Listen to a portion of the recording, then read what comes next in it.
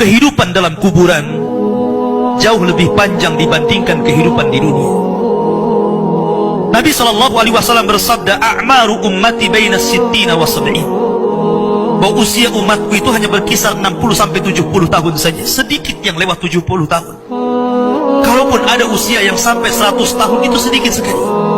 Tapi kebanyakan di bawah 70 tahun, umumnya umat Rasul itu sudah meninggal dunia. Tetapi ketika orang masuk ke dalam kuburan, usia dia di kuburan sampai kiamat ditegakkan itu panjang sekali. Anda bisa bayangkan, orang yang meninggal sejak zaman Nabi Adam sampai hari ini kiamat tidak dibangkit-bangkitkan, menunjukkan bahwa kehidupan kuburan jauh lebih panjang dibandingkan kehidupan dunia. Dari sinilah maka wajar seorang mukmin harus takut dengan kehidupan kuburan. Ma'asyiral muslimin yang dimuliakan Allah Azza wa Jalla. Tetapi para ulama mengatakan, apakah orang yang mendapatkan adab kubur itu munqati atau mustamir, terus menerus ataukah terputus? Kata para ulama, adab kubur itu hanya terputus dengan tiupan sangkakala Israfil. Ketika itulah Nabi SAW menceritakan bahwa Allah Subhanahu wa Ta'ala memerintahkan kepada Israfil untuk meniup sangkakala yang pertama. Disinilah adab kubur terputus. Karena ketika itu seluruh orang mati, baik orang yang ada di atas bumi atau yang ada di bawah bumi, baik kalangan jin, baik malaikat, kecuali makhluk-makhluk yang Allah kehendaki saja, semua hancur. Dan Abu Hurairah radhiyallahu anhu menceritakan kehancuran bumi setelah tiupan sangkakala itu adalah 40. Bisa 40 hari, bisa 40 bulan, bisa 40 tahun. Yang jelas Allah hancurkan bumi ini. Allah luapkan lautan ke daratan. Allah jatuhkan bintang. Allah hancurkan gunung sehingga seperti kapas yang dihempas angin. Itulah yang disebut dengan kehancuran alam atau hari kiamat. Baru setelah kemudian bumi tidak bulat lagi, tapi bumi terhampar. Allah ganti bumi yang kita pijak dengan bumi yang baru. Itulah yang disebut dengan padang mahsyar. Maka disitulah Allah Subhanahu wa Ta'ala memerintahkan Israfil untuk meniup sangkakala kebangkitan. Yang kedua kalinya Israfil pun kemudian meniup sangkakala. Maka dari situlah manusia keluar dari perut bumi. Wa akhrajatil ardu athqalaha. Allah keluarkan beban-beban beratnya.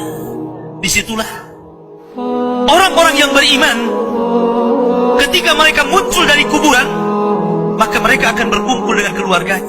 Allah mengatakan, alladzina amanu wattaba'athum dzurriyyatuhum biimanin alhaqna bihim dzurriyyatuhum. Orang-orang yang beriman, kemudian keimanan diikuti oleh keluarganya, oleh istrinya, oleh suaminya, oleh bapaknya, oleh anak-anaknya, oleh cucu-cucunya. Maka ketika mereka dibangkitkan dari kuburan, mereka langsung berkumpul menjadi satu keluarga. Dan itu sebuah ketenangan. Tapi orang-orang di luar daripada beriman, mereka keluar dari perut bumi seperti dua binatang. Pertama Allah contohkan dengan laron yang berterbangan. Anda bisa melihat laron apabila terbang di atas lampu atau di sekitar lampu. Lihat bagaimana cara terbangnya. Mereka akan saling tubruk dengan kawan-kawannya. Karena pada hari itu anak lari dari orang tuanya, suami lari dari istrinya, orang tua lari dari anaknya. Terkadang mereka bertubruk satu dengan yang lainnya. Yang kedua seperti belalang kal jaradil muntashir. Pertama seperti laron dulu, lari sana lari sini, yang dari barat ke timur, yang dari timur ke barat, yang dari selatan ke utara, yang dari utara ke selatan. Mereka kacau sehingga mereka mengatakan, ya wailana man ba'atsana min marqadina. Celaka, siapa yang membangunkan aku dari tidurku? Tapi orang-orang yang beriman hanya mengatakan, hadza ma wa'adar rahman wa sadaqal mursalin. Inilah janji Allah kepada kalian dan benarlah ucapan para rasul. Baru setelah itu dari padang mahsyar berteriak seorang yang Allah suruh untuk berteriak. Mulailah kemudian mereka teratur. Maka mereka akan berjalan ke satu titik. Disitulah yang disebut dengan padang mahsyar. Mereka akan tinggal selama 50 tahun telanjang, kembali tidak dikhitan, tidak pakai sandal, matahari dekatkan 1 mil, keringat bercucuran, tidak ada makan. tidak ada minum. Mereka berdiri 50 tahun. Sehingga akhirnya orang-orang saleh mereka berkumpul, datang kepada Adam minta syafaat. Adam memberikan udzur, tidak sanggup memberikan syafaat. Kata Adam, datanglah kalian kepada Nuh, karena dia Rasul pertama dalam Islam, Rasul pertama setelah Adam. Maka mereka pun kemudian datang kepada Nuh. Nuh pun memberikan udzur, datanglah kalian kepada Ibrahim, karena dia Khalilur Rahman. Maka mereka datang kepada Ibrahim.